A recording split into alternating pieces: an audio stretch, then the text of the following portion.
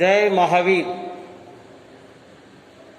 एक शाश्वत कथा जिसे साहस कहूं या व्यथा, एक तालाब के किनारे की इमारत में लगी आग, मच गई भागम भाग।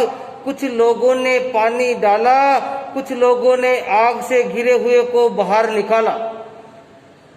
सबने वो किया जो था जिसकी पहुंच में, कि एक चिड़िया भी डाल रही थी भरकर पानी अपनी चोंच में। उसी पेड़ पर रहने वाला कौवा बोला, चिड़िया बहन, तू सुई की नोक से समस्या का ताला खोल रही है, पत्तों के बाढ़ से पहाड़ को तोड़ रही है। तेरी चोंच में जितना पानी आएगा उससे तो एक आग का शोला भी नहीं बुझ पाएगा।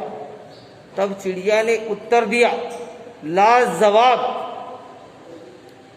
मेरे भाई, मैं तेरी बात को मानती हूँ, चोंच में भरे हुए पानी की क्षमता को भी पहचानती हूँ, पर मैं इतना जानती हूँ कि जिस दिन इस घटना का इतिहास लिखा जाएगा तो मेरा नाम आग लगाने वालों में नहीं, आग बुझाने वालों में लिखा जाएगा।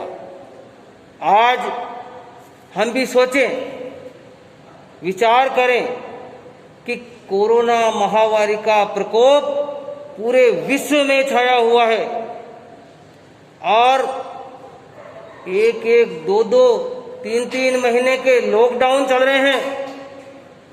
ये इतिहास बन गया है। इस काल में हमने क्या खोया, क्या पाया, या न खोया न पाया, या केवल मात्र खोया ही खोया। अपना आंकलन स्वयं करें। आज हम सुधर्म क्लासेज में लोकस्य चतुर्विंशतित्व सूत्र का अर्थ सहित विवेचन करेंगे। यह पाठ क्यों बोला जाता है, इसमें किनकी स्तुति है, आज हम इसमें भाव क्या है, क्या भाव भरे हुए हैं, इस पर हम विस्तार से विवेचन करेंगे। लोकस्य के पाठ में 7 पद्य रूप है। ये दोहे रूप है, 7 दोहे पद्य रूप होने की वजह से इसे गाकर ही बोलना चाहिए, क्योंकि ये पद्य रूप में है। लोकस्य में 7 दोहे हैं। इसमें से दूसरे, तीसरे और चौथे दोहे में भगवान की नाम सहित स्तुति की गई है और 5वें और 6ठे दोहे में भक्त भगवान से मांग रहा है और पहले और 7वें दोहे में मेरे भगवान कैसे हैं, विभिन्न उपमाओं से भगवान को अलंकृत किया गया है। लोकस्य उज्जोय गरे, लोक में प्रकाश करने वाले, लोकस्य लोक में उज्जोय गरे प्रकाश करने वाले, धम्म तिथयेरे जिणे, जिन्होंने राग द्वेष को जीत लिया, धर्म रूपी तीर्थ की स्थापना करने वाले, अर्हन्ते कित इसम, अरहंत भगवान की मैं स्तुति करूंगा। 24 केवली, 24 ही केवल ज्ञानी तीर्थंकरों की, अर्थात लोकस्य उजोय घरे धम तिथयर जिणे अरहंत कित इसम 24 केवली। लोक में प्रकाश करने वाले, धर्म रूपी तीर्थ की स्थापना करने वाले, राग द्वेष को जीतने वाले ऐसे 24 अरहंत भगवंतों की मैं स्तुति करूंगा। यहाँ पर कित इसम शब्द आया है, इसका अर्थ होता है कि मैं स्तुति करूंगा।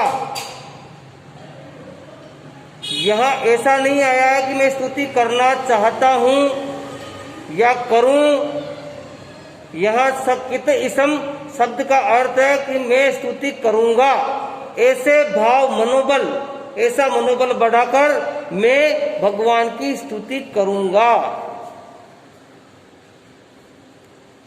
उषभमजियं च वंदे संभवमभिनं दानं च सुमयं च।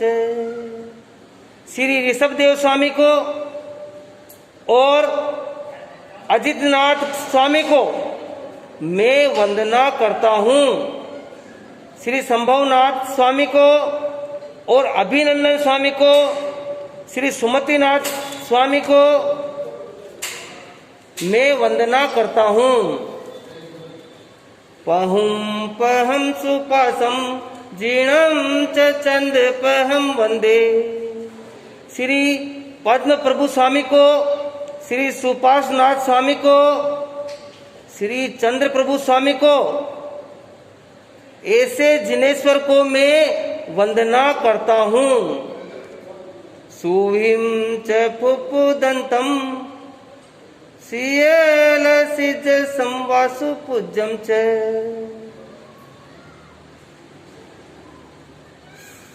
सुहुम च पुपुदंतम, श्री सुविधिनाथ जी को, जिनका की दूसरा नाम श्री पुष्पदंत जी है। यहाँ पर सुविहिम च पुपुदंतम, 90 तीर्थंकर भगवान को 2 नामों से जाना गया है, सुविधिनाथ स्वामी और पुष्पदंत जी, पुष्पदंत स्वामी।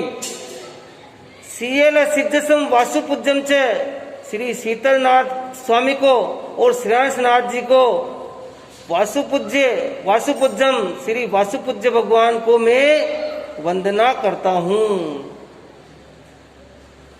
विमल मणम तम च जीर्णम धम्मं संति च वंदामि। कुंतुम अरम च मल्लिम वंदे मुनि सुवेणम नमि जीर्णम च। विमल मणतम च जीर्णम, श्री विमलनाथ जी को, श्री अनंतनाथ जी को, जिन राग द्वेष को जीतने वाले ऐसे भगवान को मैं वंदना करता हूँ। धम्मम संति च वंदामि, श्री धर्मनाथ जी को, श्री शांतिनाथ जी को मैं वंदना करता हूँ। कुंथुम अरम च मल्ली वंदे मुनि सुवयम नमि जीर्णम च। वंदामि रिठ्ठनेमिं पासं तवद्यमानं च। श्री कुंतुनाथ जी को, श्री अरनाथ जी को, श्री मल्लीनाथ जी को वंदना करता हूँ। मुनीश्वर स्वामी को और श्री नमीनाथ भगवान को।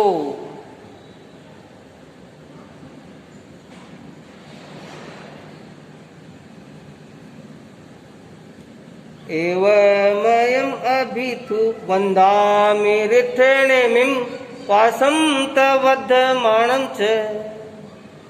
श्री अरिष्ट नेमि भगवान को, नेमिनाथ भगवान को मैं वंदना करता हूँ और श्री पार्श्वनाथ स्वामी को तथा श्री वर्धमान महावीर स्वामी को मैं वंदना करता हूँ। एवं अभिथुआ विहूय रमला पहिण जर मरणा 24 संपीजिण वरा तिथेरा में पसियंतु। इस प्रकार मेरे द्वारा स्तुति किए हुए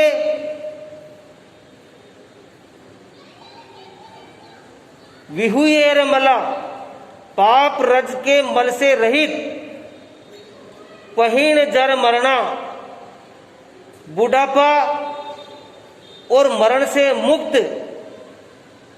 तिथ्यरा में पश्यंतु तीर्थ की स्थापना करने वाले ऐसे 24 जिनेश्वर देव मुझ पर प्रसन्न हो। कीर्तिये वंदिये मैया जे ए लोग से उत्तम सिद्धा।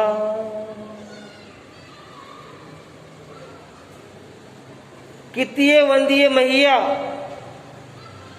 वाणी के कीर्तन किए हुए, काया से वंदना किए हुए और मन से भाव पूजन किए हुए जे ए लोकस्य उत्तम सिद्धा, जो लोक में सिद्ध भगवान है वे आरोग्य बहुलाभम, आरोग्य बोहिलाभम समाहि वर मुक्तमं दिन्तु। मुझको आरोग्य अर्थात मोक्ष के लिए सम्यक्त्व का लाभ दे, मोक्ष प्राप्ति के लिए मुझे बोधि लाभ दे, आत्म शांति दे, समाहि वर मुक्तमम दिन्तु, सर्वोत्कृष्ट भाव समाधि देवे, मुझे जिन धर्म की प्राप्ति करावे। चंदेषु निम्मलयेरा आइच्छसु अहियं पयासयेरा, सागर वर गंभीरा सिद्धा सिद्धिं मम दिशन्तु। मेरे भगवान कैसे हैं? चंद्रमाओं से भी, चंदेशु चंद्रमाओं से भी निम्मलेरा विशेष निर्मल है। ऐच्छेषु अह्यम पयासेरा, सूर्य से भी अधिक पयासेरा प्रकाशमान है। यहाँ पर चंद्रमाओं से भी निर्मल इसलिए मेरे भगवान है कि चंद्रमा में तो थोड़ा कलंक दिखाई देता है, लेकिन मेरे भगवान तो निष्कलंक है। सूर्य से भी अधिक प्रकाश देने वाला सूर्य एक क्षेत्र विशेष में प्रकाश देता है, लेकिन मेरे भगवान तो ऊर्ध्वलोक, अधोलोक और तीर्थालोक सभी लोकों में प्रकाशमान है। सागर वर गंभीरा, महासमुद्र के समान गंभीर, सबसे बड़ा स्वयंभू रमण समुद्र, उसके समान गंभीर सिद्धा सिद्धिम मम दिशन्तु। सिद्ध भगवान मुझको सिद्धि देवे, मुझको मोक्ष प्रदान करे। इस प्रकार हमने लोकस्य के पाठ को अर्थ सहित विवेचन किया। अब यदि हमें लोकस्य के पाठ का कायोत्सर्ग करना पड़े तो मेरे मन में एक पिक्चर चलनी चाहिए कि मेरे भगवान कैसे हैं, मैं किनकी स्तुति कर रहा हूं और क्या मांग रहा हूं। ये पाठ क्यों बोला जाता है? इस पाठ में 24 तीर्थंकर भगवान की स्तुति की गई है। अरिहंत भगवान की स्तुति करने से हमारे में भी उनकी जैसी योग्यता आए, ऐसी प्रार्थना करते हैं। अब प्रश्न उठता है कि तीर्थंकर भगवान की स्तुति हम करते हैं, क्या वो हमारे पर प्रसन्न होते हैं? तीर्थंकर भगवान न प्रसन्न होते हैं और न द्वेष रखते हैं। अरहंत भगवंतों ने तो 4 घनघाती कर्मों का क्षय कर दिया। कौन से 4? ज्ञानावर्णीय, दर्शनावर्णीय, मोहनीय और अंतराय। 8 कर्म हैं जिसमें से जो 4 घनघाती कर्म हैं उनको भगवान ने जीत लिया। उनको भगवान ने इन 4 घनघाती कर्मों को खपा दिया। इसलिए वो न तो प्रसन्न होते हैं और न खेदित होते हैं। अब प्रश्न उठता है कि जब तीर्थंकर भगवान प्रसन्न ही नहीं हो तो फिर ऐसी प्रार्थना क्यों की जाए? प्रार्थना करने से हमें भी मोक्ष की योग्यता आए, और अगर हमारे में यह योग्यता आती है तो तीर्थंकर भगवान प्रसन्न होते हैं कि मेरा भक्त मेरे जैसा बनने का प्रयास कर रहा है। प्रभु तो वीतरागी है, परंतु प्रभु चरणों में प्रार्थना करना भक्त का कर्तव्य है। ऐसा करने से अहंकार का नाश होता है, मोक्ष की योग्यता आती है।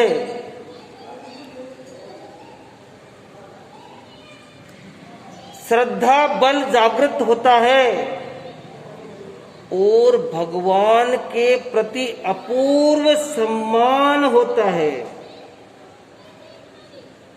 इसलिए हमें तीर्थंकर भगवान की स्तुति करनी चाहिए। आज हमने लोकस्य का पाठ का विस्तृत विवेचन किया, फिर भी कोई शब्द का उच्चारण करने में, समझाने में छूटा हो या गलत प्ररूपणा करने में आई हो तो बारंबार क्षमा सादर। जय जिनेंद्र।